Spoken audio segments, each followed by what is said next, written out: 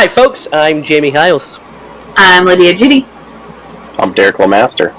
And this is Green Bloody Movies, the podcast where we review a horror movie each week. We go over the horror news. And guys, we head back to 1978 tonight as we enter Camp Nightwing with Fear Street, 1978. The second of the Fear Street saga that we are doing. Last week, if you didn't tune in, we did the first Fear Street, 1994. Tonight, we are doing 1978. And to kill the suspense, that's my pick, and next week we're watching Fear Street 1666, because how dumb would it have been if we just did the first two, and then I went and picked, like, fucking Texas Chainsaw Massacre 3 or something. Right. So, we're going to do it. So, there's no suspense for that, so you know that that's what we're picking next week. But, how are you guys doing tonight? I'm doing good. You know, I'm okay. I'm okay. You did like that noise you made was was a special noise. Okay. I'm doing great as well. When we're recording this, we just finished celebrating July 4th, so we probably had barbecues. We went out in the lake, did all that fun stuff. I went and saw Jurassic Park, or Jurassic World, which was a lot of fun. And by the time this episode airs, Derek and I will have already seen our most anticipated film of the year, right, Derek? Oh, yeah. We'll be watching Superman next week, so stay tuned. I thought we were going to watch Darkness Falls 2. I don't think that's a movie yet, Derek. I think the first Darkness Falls made like $7, so they just decided not to make a new one. But guys, I'm really excited to talk to you guys about the, the ode to camp slashers that is 1978. But first, I've got to get into a little tiny bit. There's not a lot. A little tiny bit of horror news.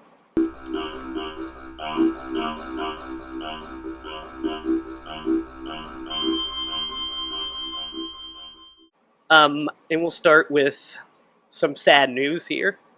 I don't know if you guys saw the news, but over the weekend we had two notable celebrity passings. The great Michael Madsen passed away, known for tons of genre films. Obviously for the Quentin Tarantino movies like Reservoir Dogs and Kill Bill, Hateful Eight, Once Upon a Time in Hollywood, all the stuff. But for our stuff, he's known obviously for the classic Species movies. With that first Species movie, Derek, how many times did we watch Species? Or at least select scenes from Species when we were children? I have only ever seen it one time. I don't even know what movie you're talking about. Yeah. What you guys? Michael Madsen was a big one, right? What you guys are really missing it, man. He gave us one of the most epic films we've ever watched, and also one of our highest rated films. I knew it. It was definitely one of our lowest rated. I think Lydia and I gave it 2. I mean, I don't know what you're talking about, right? If you're talking about, like, viewers... I'm not. I'm talking about ratings, and it's definitely one of the lowest rated films that we've ever done on this podcast. I think Lydia gave it she wanted to give it negative stars. She hated it so much. Yeah, his character was the best thing in it. That's for sure. That was bad. I think his character was. I don't want to say the best thing, but definitely a thing. It was a part of it. We're talking about Lumberjack Man, right? Yes, oh yeah, that's what we're talking about, Lydia. Okay, that's old LBJ. Calls it, LBJ. Jesus Christ. LBJ, yeah. But with Derek spelling, that probably is the correct abbreviation. Oh my goodness. But yes, great actor. Also passed away on July 4th, actually, was the great Julian McMahon from Nick Tuck and the Fantastic Four films and tons and tons of other stuff. Had passed away from cancer.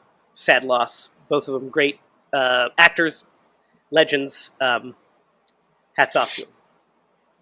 I loved when Nip Tuck came out, I used to watch that with my.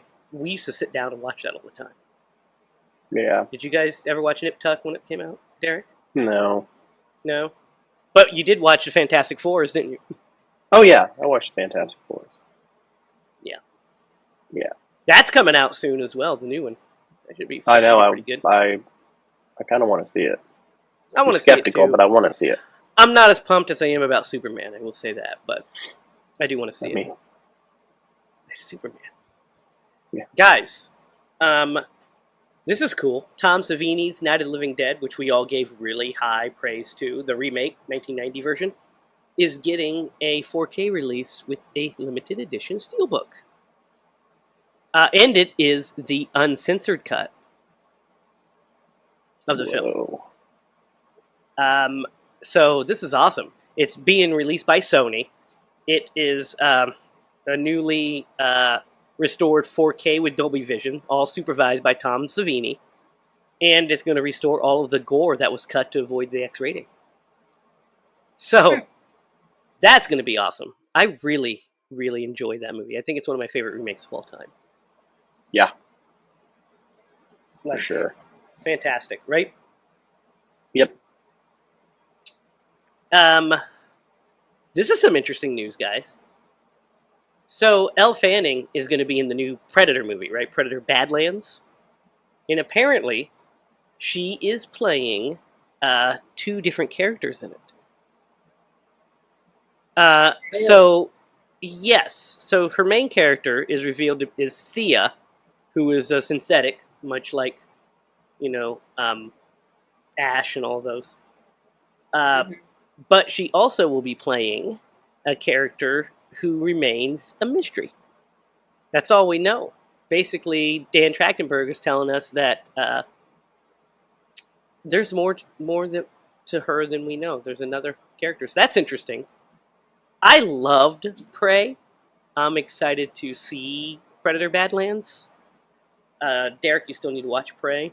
We might need to actually do it for this show. I started it. I got interrupted, but I have started the film. Yeah, it's good. It's really good, and we'll talk about it. Good. I mean, well, we have to hit up Predator 2 still, don't we? And then we could skip around from Predator 2 to Prey, because it's really not in any order from that point. There's the Robert Rodriguez produced Predators as well, which is pretty good. I mean, if you're going by chronological order, yeah, and then you have to hit up probably the first. Yeah. Chronologically, it would be, yes. Mm-hmm. And then, guys, which we got to do Predator 2, because there's some fucking funny shit in that movie to talk about. Yeah. And then finally, I mentioned that I went and saw Jurassic World Rebirth, and guys, this thing is a monster already. Just this opening weekend, it's brought in $318 million. So it's a huge hit, and it looks like we're probably going to get more of these. And if it was bad, I'd say that's not a great thing. But since I thought it was fun, I kind of have a love of these big blockbusters like this. Like Jurassic Park, especially. We had 3 for just so long, and then nothing, and now we're like getting these movies. But I think they're fun, right? Yeah. Yeah, they are. And also, big hits high tide raises all boats, baby. So that's great news. That's a huge hit. And then that wraps up the horror news. Dude, genre is doing so well this year. I mean, just horror and adventure and suspense is killing it. And that's great news for us. Guys, Fear Street, the first one, 94, leaves us off on a cliffhanger, a hell of a cliffhanger, that we kind of get picked up on right from the beginning of this one. And if you do binge them, it's pretty good, because it's like, you're like, oh, okay, boom, I can just go straight to the next one. And they flow. Having a little bit of a gap, you're like, oh man, I wonder what happens next in the story. Do you guys Have you get this? Is this only your second time watching this? Yeah. Yeah, this is like I think mine too. I think I only watched them through once. This is my second go. So where do you want to start with this one? I mean, is there any place you can start You're going to other just than say in the beginning? Okay, Derek, go ahead and tell us what you want to talk about at the beginning of the movie. I mean, well, it's super crucial because we start out like they go to see Berman's house, Mm-hmm. right? She's the only one who has any like clue as to what's going on or potentially how to like beat this thing. So, they're going and they're snooping around this lady's house with their flashlights and climbing through windows like, crazy people, because that'll get you killed. Almost does. And also, I forgot, they're bringing along a possessed human being, so what could absolutely go wrong? Correct.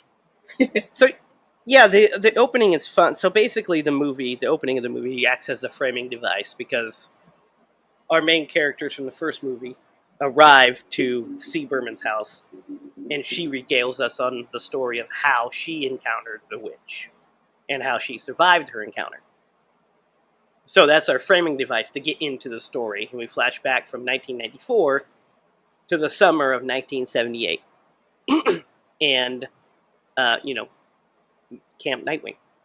And we're thrust into this, and we're introduced to a couple of sisters. Ziggy. We're introduced to Ziggy, played by the great Sadie Sink, who is great in this, I think.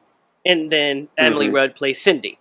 So Ziggy and Cindy are two central characters, and they're total polar opposites when we first meet them. Cindy is like uptight, goody two shoes, miss everything together, and Ziggy is like a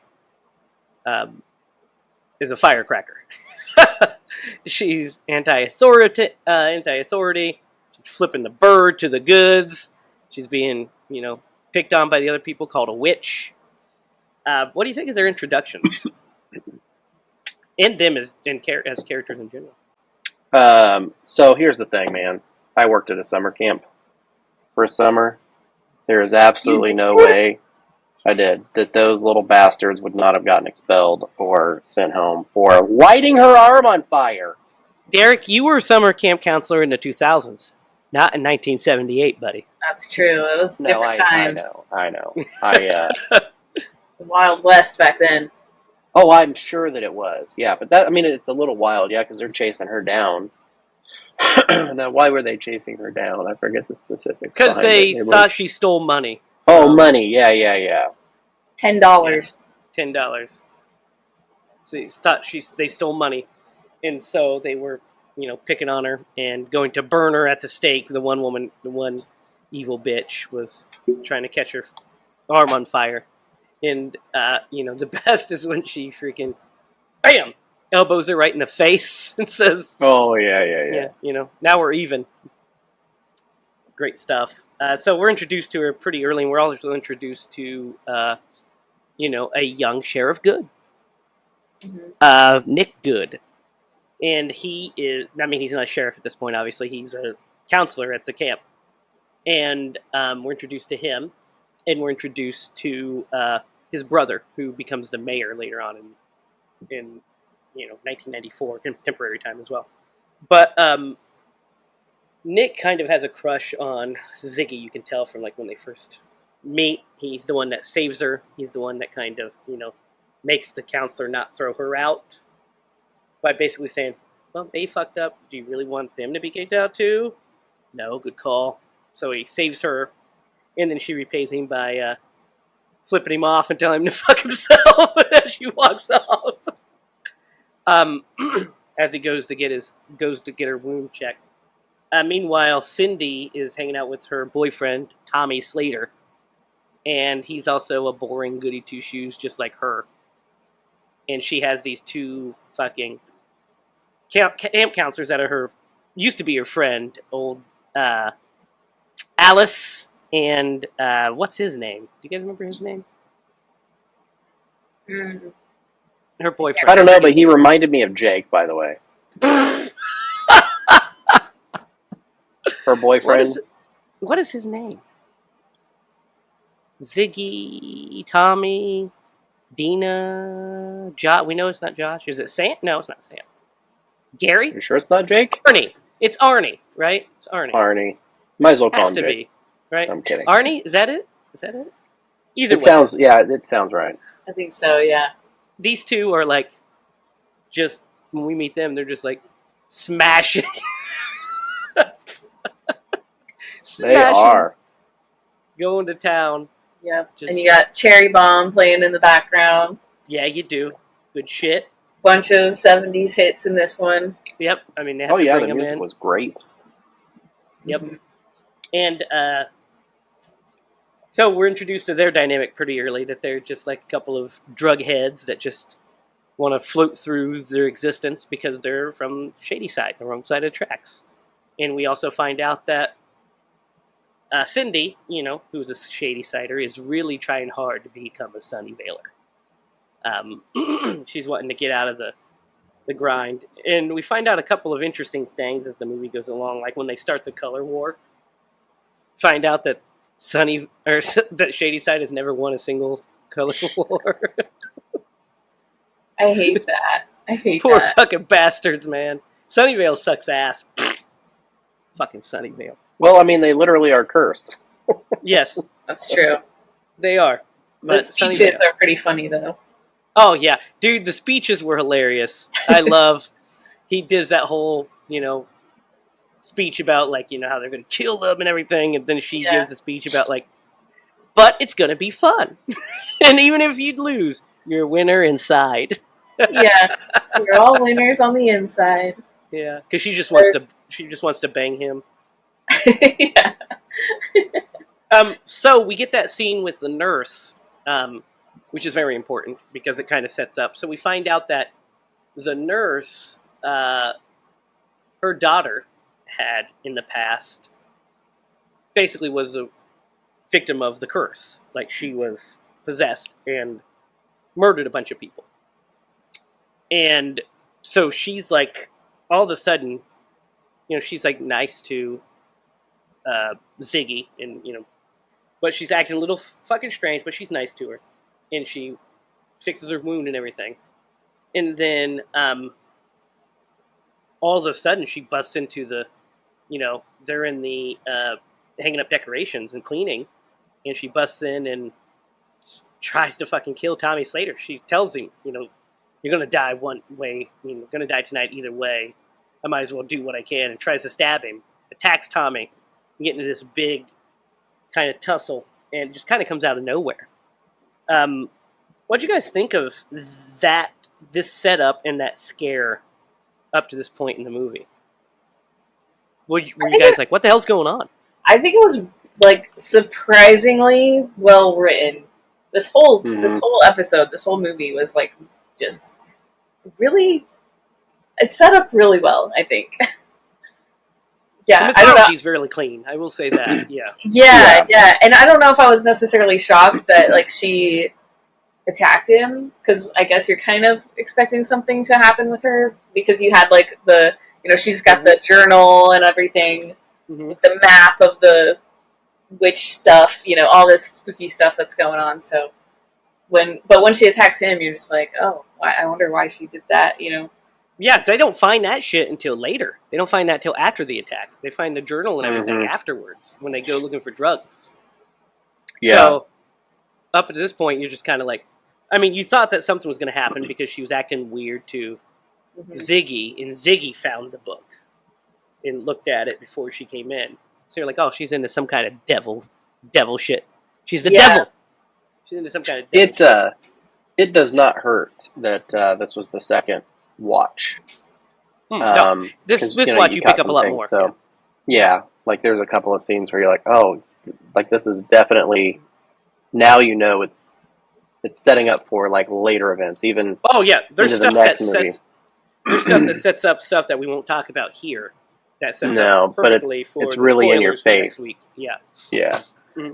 But yeah, We don't know why, but she obviously knows something we don't at this point, and she's trying to prevent the tragedies that we know are going to happen. But how are they going to happen? So yeah, and you really feel bad for her because I don't know that we mentioned this. Her daughter, maybe we did. I 100% mentioned it. That's literally the first thing I said when we started this. And her daughter was the girl in the first one, the Razor Blade girl. Yes. And she singing that like little melody, which by the way is a haunting melody. I have that song on my playlist. Do you? That's a good song. It is. It doesn't sound as haunting like the original, but Well, have you ever heard the original version of Tiptoe Through the Tulips?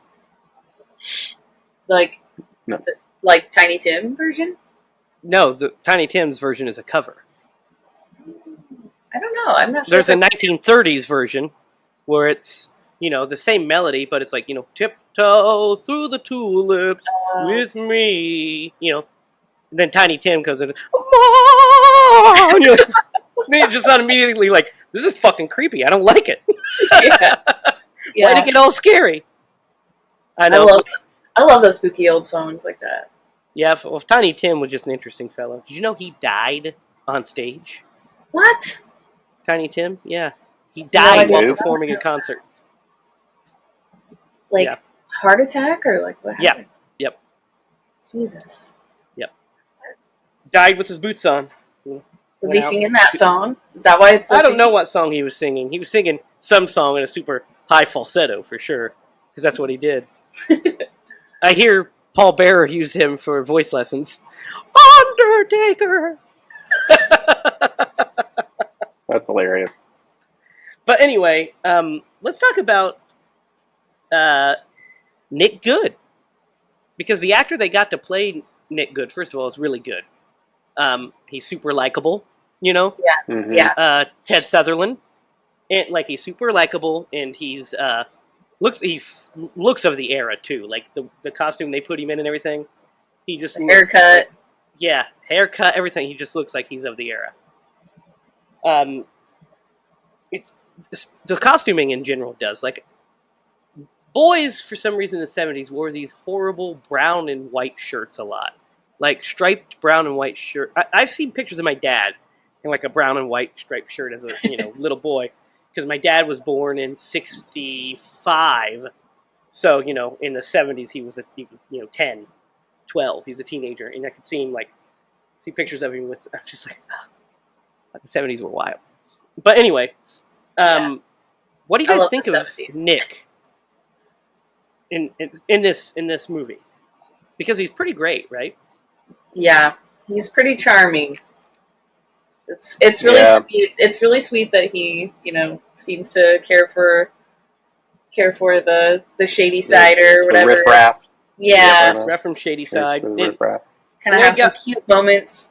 Oh yeah, they have a really cute moment later in the movie when they're in the a couple of them when they're in the greenhouse and they or the bug-atorium or whatever the fuck you call it. When they come up with a plan to attack what's her face. Yeah, when he gives her an idea to help prank that girl, HiLa. Yeah. Sheila. Yeah. Yeah, and it's great because we find out that he's, like he in the Stephen King, he likes the same stuff she likes. They start a book club. Yeah, yep. They're going to start a book club and all this stuff, and they're cute. And then they do the prank with the bugs on her instead of because she was going to do, make it look like blood, Carrie style. And he's like, I got something better. And they do this, and it's a lot of fun. Meanwhile, Cindy and the kids, they go into Cindy and her friends. Cindy goes in there to see if there's anything that can explain why the nurse flipped out because she thinks it's some kind of drug. So she's looking for the drugs. Her friends, Alice and her boyfriend, bust in specifically to steal drugs. And they end up finding all of the weird, shit. They find the map and everything, and they see the X's all over it. So they're like, oh, shit. Sarah Fear's hand is here, or the body's here. She's here. Let's go find it. She's looking for the hand to put with the body, blah, blah. So they go onto their mission, and they end up stumble upon a weird, creepy fucking hut that somehow nobody has seen throughout the camp. Though we find out in the third movie, plenty of people have seen it and they know it's there. But that's a story for next week. But you're like, what the fuck? How was there just this weird fucking altar here? And they go in, and Tommy turns. He gets possessed by the curse. And fucking fucks up her boyfriend. What do you guys think of this whole chase scene and all of it? What do you think of this whole section here? I really liked seeing the transition of him kind of going through the day, like not feeling very well and being kind of stressed, and something kind of scary just happened. So you're thinking like, okay, he's just a little shaken up. They're gonna also hit his head. Out. Yeah, he hit his head. Yeah, and he's like dizzy, and they're like, why don't you just go lay down and take a nap? Yeah, I'm like, no, that kid with the concussion should not go take a nap right now. Worst advice, but continue. Yeah. So I don't know. I just really liked kind of seeing him get to the stage where he's like, not feeling well, and then he kind of zombies out once they get down there. Yep. And then the other guy tried to ask him a few questions. Yeah, he did. Not good. No. He took it at face value. Derek, what do you think of this bit? There's only one inconsistency that kind of bugs me, is that, like, his was a noticeable, like, kind of prolonged, it felt like transition, where people were like, oh, what's wrong, and he was, like, kind of spooked. Where in the last one, it was like, it seemed really, really abrupt. So I'm wondering if he wasn't literally having side effects from the concussion through a lot of it. And Could have been. By the time they get there is when she sees his name carved in the stone, Tommy Slater. And then by that point, he's just like completely taken over.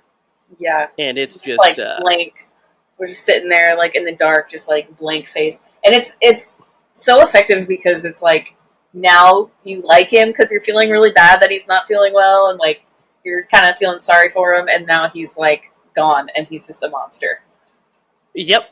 He's ready to kill, and he starts, and then he goes on a rampage while our two heroines are trapped down in the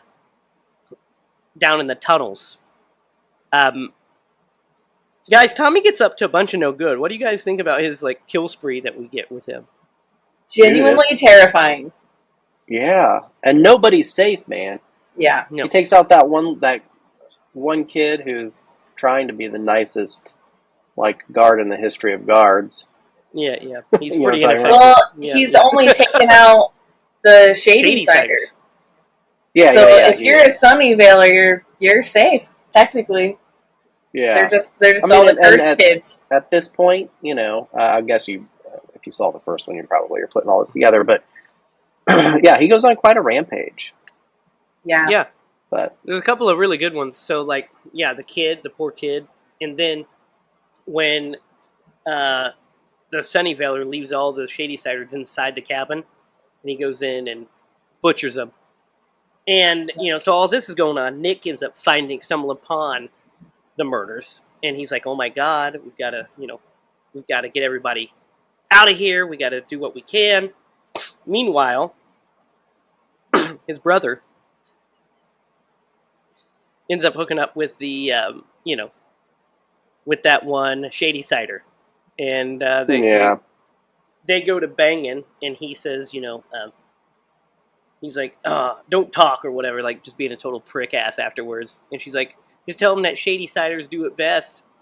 Then she lights up a joint. He's like, I could smell that shit in here. Put it out. That made me laugh really hard because she says like that Shady Siders do it best, and he's like, no, they don't. And she's like, she sits there and she's like, he knows. Yeah, he knows they do. He knows. Like her character is so funny to me. I love her. Mm-hmm. It is. She's great because she's so like free spirited.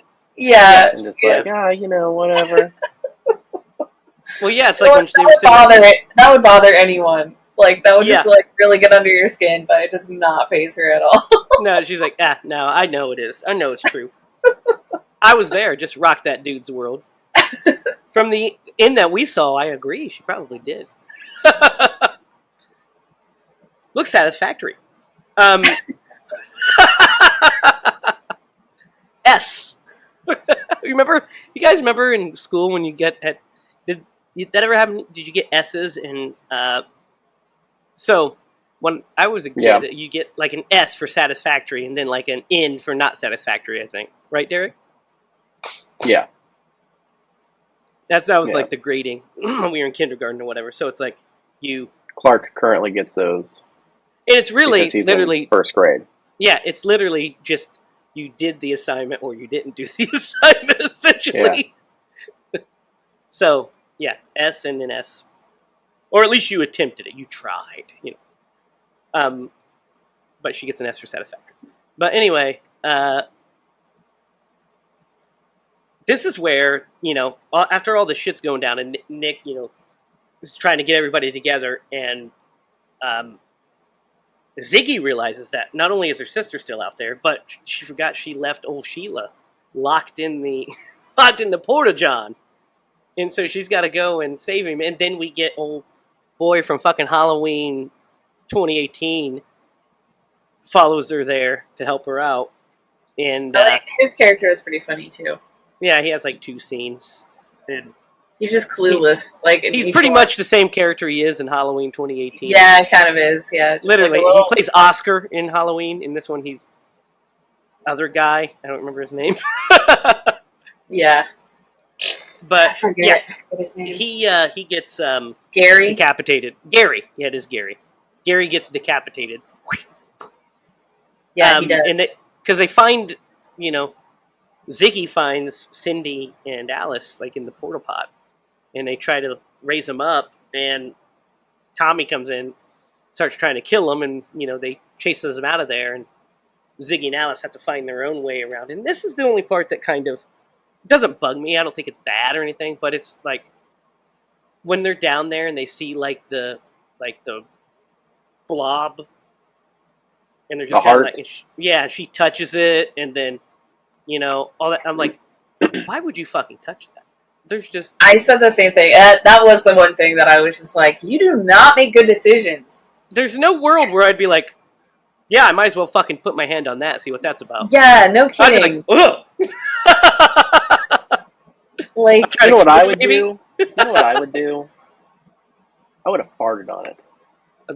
Derek, you probably would have done that unintentionally. You probably would have, yeah. I can see that. I can see that. I would have farted on it, and let's see if that thing survives. You would have crop dusted it as you were walking by. You just would have crop dusted it. Just accidentally, like... As you're noping out of there. And it shrinks. Yeah. I thought kills the witch. I thought you were going to say you would have torn off a piece and started eating it, and then turned into Jason. I mean, because that's a logical thing happens. We'll get there, folks. Just be patient. We'll get to Jason Goes to Hell. We'll have a lot of shit to say about it. We've got a lot to say about it. But, yeah, that part was always kind of weird to me. But they figure out that, like, basically it's the path is the witch's mark is literally burned into the ground. Yes, the mark of the witch is what is the path. So that's how she gets out, while Ziggy and Nick are trapped in the Bugatarium again. And this is a pretty good scene, right? Pretty suspenseful scene. Yeah, I would agree. Nick does get hurt. Sonny Vailer does get stabbed. It was an accident, though. It was a byproduct of being a hero. Well, he got in the way. Yeah. Yep. Because you could see, if you watch it, you could see he passes Nick a couple different times. And it's unknown what all Nick knows at this point, which we'll talk about in the third movie. Because we don't know exactly what he knows yet until we get to next week's episode. But he does put himself out there to try to save as many people as he can.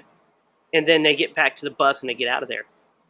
And Ziggy and Cindy and Alice are still out there, and they have a knockdown, drag-out fight with with Tommy. They put his famous mask on him that we see throughout the rest of the thing, and they fuck him up pretty good. What do you guys think of like this whole fight with Tommy and stuff? It's pretty good, I think. It's really good. Oh yeah. The mask Chase, thing, yep. you like see the introduction of the mask is really cool. Yeah, and then you see him get hurt, and she kills him, and then then he comes back and she cuts off his head, and she's like, he's dead. Yeah, and then With a goddamn shovel. Yep, shovels him, and then Alice gets unfortunately killed, right? Because she's like, I've got to do this. I need to be a part of this, and then she's murdered. Well, her ankle. The fact that her ankle snapped in half like that was pretty disgusting. It literally snapped. It It stuck out of fracture. the skin. Yeah, out of the skin. That's not okay. And that's not good. That's not good. And she was just like walking around like limping. Yeah, just a flesh, barely a flesh one. Yeah. And then, but the other one's not, because she just bleeds out on the floor dead. Honestly, that made me tear up a little when she died. It's kind of brutal. Yeah, it's super brutal. She's just like, just let me see this through. And then, they had a good connection. Cut short. Her and Cindy had like a good heart to heart, and kind of the acting. We find out that they were friends. Yeah, and Cindy basically ditched her because she was trying to change who she was, but she knew who she was. So she's like, why didn't I just be who I was instead of trying to, then I would have at least been happy to do what I can do. And then, then she's killed off. And then it's the two sisters are going to try to dig up the witch and put the hand back. Because the working theory is you put her hand back with her body, the curse is broken. Because that's the rhyme. And so they think that the body is buried on the campsite. We, as viewers, already know it's not.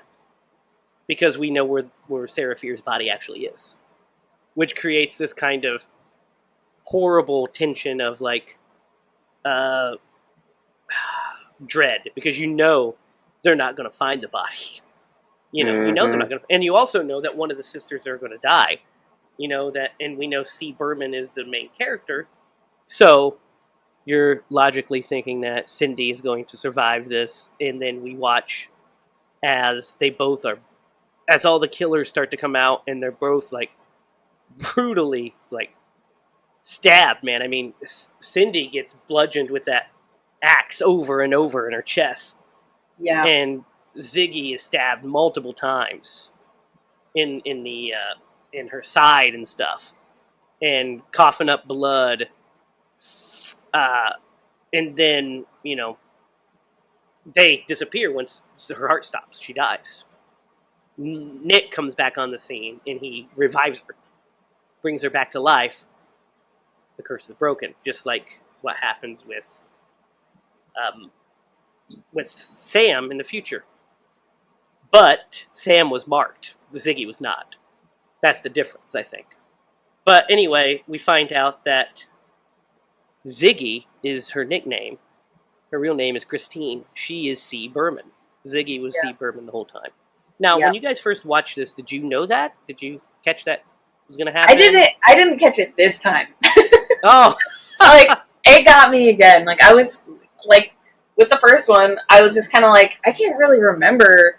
Like, as I'm watching it, I'm remembering it. And then I'm like, oh, yeah, like, obviously I've seen this before, but I couldn't remember, like, everything that happened in it. But I can kind of, like, I know where it's going to go. But I'm like, how's it getting there? So, like, little things actually were, like, effective on me again. Like, this scene, I was like, oh, yeah, I just remember, like, seeing them both getting murdered, I was like, oh, yeah, dang it. Yeah. It was, oh, man. How about you, Derek? It got me twice. I mean, no, it didn't get me. I don't even think it got me the first time. You kind of can't focus on someone that much and it not be the main character. Well, they focused on Cindy just as much. Yeah, I think so. I mean, too. They do, but and Cindy has a whole ass arc. Yeah. Yeah. Oh, yeah. She does. So I feel like it's a pretty good one. Well, but no, so I felt like it was easy to pick out. I felt like it was her because of a couple. From the very beginning, Lydia, you're gonna be like, "What?" Here's how. Yeah. What is her dog's name? Major Tom. And when she was introduced as Ziggy, I was like, "That's C. Berman." Yeah. First watch, I was like, C. Berman. Dog's name's Major Tom. Her name's Ziggy. She's a big David Bowie fan. That's who it is. So no, it didn't get me either time. Plus, I was like, Sadie Sink is, popular. I'm assuming that she's going to be important, and she was obviously. But See, that kind of threw me because I was like, she's so popular, and the girl has like slightly different hair and then initials. Like there were so many things that like led me to believe like they did a good job of misdirecting. Misdirecting, unless you pay attention. Yeah, unless you pay like super close attention. Like which apparently I wasn't. Yeah, because I've literally watched it before and forgot. Yeah, then we get like the whole the whole epilogue of like, basically she's like, okay, so if we do this is how we do, this is how we bring them back together. And she's like, it's not going to work. The body's not there. And they're like, we found the body. That's why this is happening to us. She bled in the bones. We found the body. Where's the hand? And it is now in the Shady Side Mall, underneath the tree. Mm-hmm. So they gather it, and they go to put it with Sarah Fear's body, when all of a sudden, Dina is transported back to 1666. We hear Sarah Fear being talked about, and then we realize that Dina is Sarah Fear. And we are going back to the past. What do you guys think of this ending?